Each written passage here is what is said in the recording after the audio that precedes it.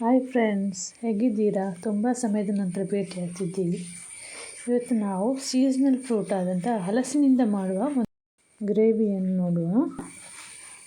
ಇದಕ್ಕೆ ತುಳುವಿನಲ್ಲಿ ನಮ್ಮ ಮ್ಯಾಂಗ್ಳೂರು ಕಡೆ ಗುಜ್ಜದ ಕಜಿಪ ಅಂತ ಹೇಳ್ತಾರೆ. ಮೊದಲಿಗೆ ಒಂದು ಹಲಸನ್ನು ತೆಗೆದುಕೊಳ್ಳುವ. ಸ್ವಲ್ಪ ಮೆದುವಾಗಿರಲಿ. ಆದರೆ ಇದು ಹಲಸಿನ ಕಾಯಿ ಆಗಿರಬೇಕು, ಹಣ್ಣಾಗಿರಬಾರ್ದು. ಇದನ್ನು ಭಾಗ ಮಾಡಿಕೊಳ್ಳುವ. ಸಣ್ಣ ಸಣ್ಣ ತುಂಡುಗಳನ್ನಾಗಿ ಕಟ್ ಮಾಡಬೇಕು. ಅದರೊಳಗಿರುವಂಥ ಹಲಸಿನ ಸುಳೆಗಳನ್ನು ಬಿಡಿಸಿಕೊಳ್ಳುವ. ನೋಡಿ, ಈ ರೀತಿ ಕಟ್ ಮಾಡಿ ಹಾಕಿದರೆ ಆ ಹಲಸಿನ ಗ್ರೇವಿ ಏನಿದೆ ಅದು ಸ್ವಲ್ಪ ತಿಕ್ಕಾಗ್ತದೆ, ದಪ್ಪವಾಗ್ತದೆ. ಹಾಗಾಗಿ ಈ ರೀತಿ ಕಟ್ ಮಾಡಿ ಹಾಕಬೇಕು. ಇದಕ್ಕೆ ಬೇಕಾಗಿರುವಂಥ ಸಾಮಗ್ರಿಗಳು: ಕೊತ್ತಂಬರಿ 2 ಸಣ್ಣ ಚಮಚದಷ್ಟು, ಅಂದರೆ 2 ಟೇಬಲ್ ಸ್ಪೂನಷ್ಟು, ಕೆಂಪು ಉದ್ದ ಮೆಣಸು 10, ಗಿಡ್ಡೆ ಮೆಣಸು 6-7, ಹುರಿದ ಸಾಸಿವೆ 1 ಟೇಬಲ್ ಸ್ಪೂನಷ್ಟು, ಹಾಗೆ ಸ್ವಲ್ಪ ಹುಳಿ,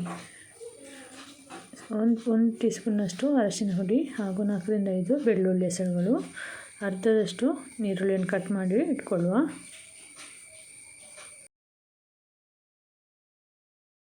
ಈ ಮೇಲೆ ಹೇಳಿದಂತಹ ಕೊತ್ತಂಬರಿ, ಉದ್ದ ಮೆಣಸು, ಗಿಡ್ಡ ಮೆಣಸು ಏನಿದೆ ಇದನ್ನು ನಾವು ಮೊದಲೇ ಹುರಿದಿಟ್ಕೊಳ್ಬೇಕು. ಹಾಗೆ ಇದಕ್ಕೆ 1 ಟೀ ಸ್ಪೂನಷ್ಟು ಜೀರಿಗೆಯನ್ನು ಕೂಡ ಆ್ಯಡ್ ಮಾಡಬೇಕು. ಮೊದಲಿಗೆ ಈ ಹುರಿದಿಟ್ಟುಕೊಂಡಂತಹ ಇಂಗ್ರೀಡಿಯೆಂಟ್ಸ್ ಏನಿದೆ ಅದನ್ನು ಗ್ರೈಂಡರ್ಗೆ ಹಾಕಿ ರುಬ್ಬಿಕೊಳ್ಳುವ.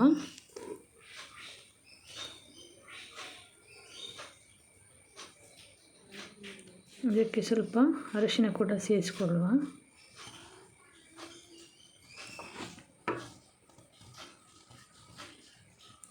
ಹಾಗೆಯೇ ಸ್ವಲ್ಪ ನೀರು ಕೂಡ ಸೇರಿಸಿಕೊಳ್ಳಿ.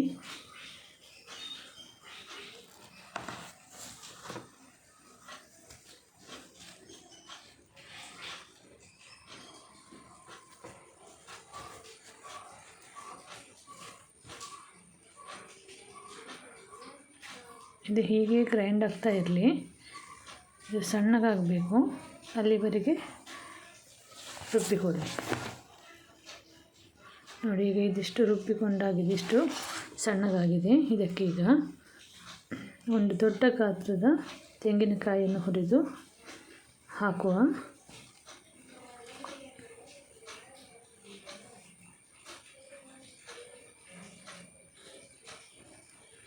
ಇದು ಹೀಗೆಯೇ ಗ್ರೈಂಡರ್ನಲ್ಲಿ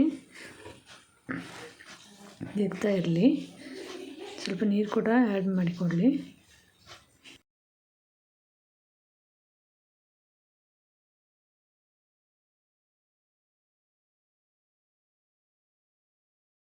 ಇನ್ನೊಂದು ಕಡೆ ನಾವು ಸ್ಟವ್ ಮೇಲೆ ಒಂದು ಪಾತ್ರೆಯಲ್ಲಿ ಕಟ್ ಮಾಡಿಟ್ಕೊಂಡಂಥ ಹಲಸಿನಕಾಯಿಯನ್ನು ನೀರು ಸೇರಿಸಿ ಬೇಯಲಿಕ್ಕಿಟ್ಟಿದ್ದೇವೆ. ಹಾಗೆ ಇದಕ್ಕೆ ರುಚಿಗೆ ತಕ್ಕಷ್ಟು ಉಪ್ಪು ಕೂಡ ಹಾಕಿ ಚೆನ್ನಾಗಿ ಕಲಸಿ ಇಡಬೇಕು. ನಾವಿಲ್ಲಿ ಕಲ್ಲುಪ್ಪನ್ನು ಯೂಸ್ ಮಾಡಿದ್ದೇವೆ.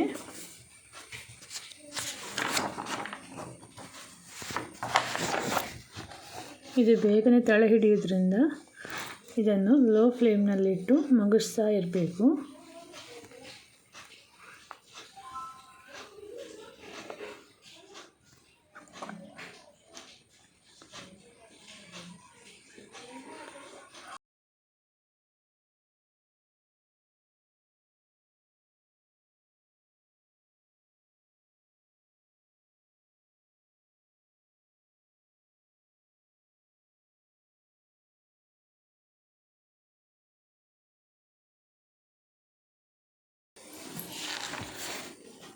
ನಮ್ಮ ಮಂಗಳೂರು ಕಡೆ ಗುಜ್ಜದ ಕಜಿಪು ತುಂಬ ಪ್ರಸಿದ್ಧವಾದ ಪದಾರ್ಥವಾಗಿದೆ.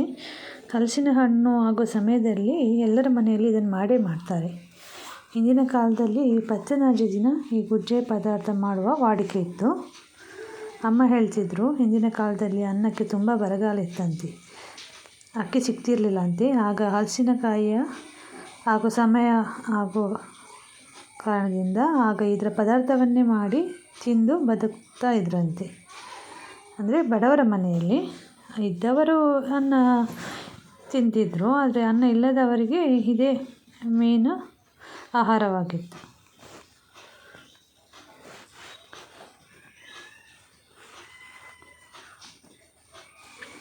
ಈಗ ಗ್ರೈಂಡರ್ಗೆ ಉಳಿದಂತಹ ಸಾಮಗ್ರಿಗಳನ್ನು ಆ್ಯಡ್ ಮಾಡಿಕೊಳ್ಳುವ. ಬೆಳ್ಳುಳ್ಳಿ, ನೀರುಳ್ಳಿ ಹಾಗೂ ಜೀರಿಗೆ.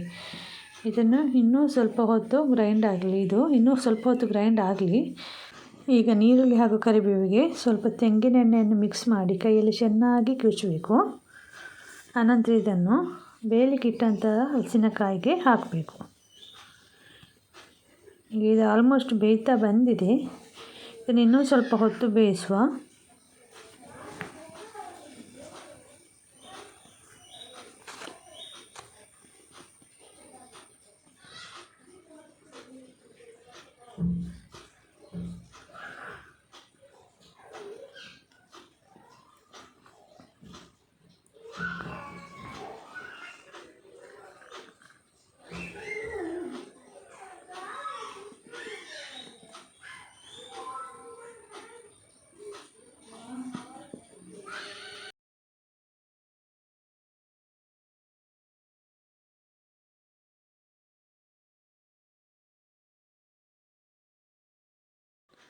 ಈಗ ಇದಕ್ಕೆ ಗ್ರೈಂಡ್ ಮಾಡಿಟ್ಟುಕೊಂಡಂತಹ ಮಸಾಲವನ್ನು ಸೇರಿಸಿ ಚೆನ್ನಾಗಿ ಮಗ್ಗಿಸ್ಬೇಕು.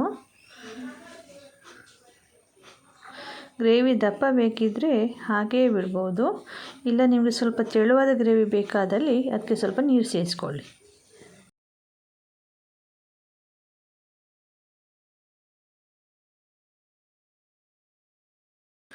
ಇನ್ನು ಇದರ ಮುಚ್ಚಳವನ್ನು ಮುಚ್ಚಿ ಮಸಾಲೆಯ ಹಸಿ ಸ್ಮೆಲ್ ಏನಿದೆ ಅದು ಹೋಗೋವರೆಗೆ ಕುದಿಸಿ. ಉಪ್ಪು ಕಮ್ಮಿ ಆಗಿದ್ದರೆ ಸ್ವಲ್ಪ ಉಪ್ಪು ಕೂಡ ಸೇರಿಸ್ಕೊಳ್ಳಿ. ಇದೀಗ ಕೊನೆಯ ಹಂತದಲ್ಲಿದೆ. ಕೊನೆಯದಾಗಿ ಒಗ್ಗರಣೆಗೆ ಏನೇನು ಸಾಮಗ್ರಿಗಳು ಬೇಕು ಅಂತ ನೋಡಿಕೊಳ್ಳುವ. ಕರಿಬೇವು, 2-3 ಸಣ್ಣ ಮೆಣಸಿನಕಾಯಿ, ಸ್ವಲ್ಪ ಉದ್ದಿನಬೇಳೆ, 3-4 ಬೆಳ್ಳುಳ್ಳಿ ಹೆಸಳು, ಹಾಗೆ ಸ್ವಲ್ಪ ಸಾಸಿವೆ. ಸ್ವಲ್ಪ ಎಣ್ಣೆ ಕಾಯಲಿಕ್ಕೆ ಇಟ್ಟುವ. ಇದಕ್ಕೆ ಮೊದಲಿಗೆ ಸ್ವಲ್ಪ ಉದ್ದಿನಬೇಳೆಯನ್ನು ಹಾಕಬೇಕು. ಅನಂತರ ಸ್ವಲ್ಪ ಸಾಸಿವೆ ಹಾಕುವ. ಅನಂತರ ಬೆಳ್ಳುಳ್ಳಿ ಹಾಗೂ ಕರಿಬೇವನ್ನು ಹಾಕಿ ಚೆನ್ನಾಗಿ ಕಾಯಿಸ್ಕೊಳ್ಳಿ. ಈ ಎಲ್ಲ ಸಾಮಗ್ರಿಗಳ ಅಂಶ ಏನಿದೆ ಅದು ಎಣ್ಣೆಯ ಜೊತೆ ಸೇರಿಕೊಳ್ಬೇಕು. ಅಷ್ಟರವರೆಗೆ ಅದನ್ನು ಹುರಿಬೇಕು.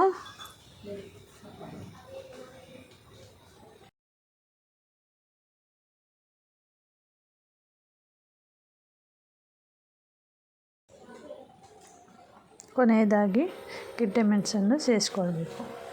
ಈಗ ಈ ಒಗ್ಗರಣೆ ರೆಡಿಯಾಗಿದೆ. ಇದನ್ನು ನಾವು ಈಗಾಗಲೇ ರೆಡಿ ಮಾಡಿ ಇಟ್ಟುಕೊಂಡಂತಹ ಹಲಸಿನಕಾಯಿಯ ಪದಾರ್ಥಕ್ಕೆ ಸೇರಿಸ್ಕೊಡುವ. ಈಗ ಈ ಹಲಸಿ ಹಣ್ಣಿನ ಪದಾರ್ಥ ಏನಿದೆ ಅದು ರೆಡಿಯಾಗಿದೆ. ಮಾಡಿ ನೋಡಿ. ಮಂಗಳೂರು ಪ್ರಸಿದ್ಧ ಗುಜ್ಜೆದ ಕಜಿಪ್ಪು. ವಿಡಿಯೋ ಇಷ್ಟವಾದಲ್ಲಿ ಲೈಕ್ ಮಾಡಿ ಮತ್ತು ಶೇರ್ ಮಾಡೋದನ್ನು ಮರಿಬೇಡಿ. Thank you.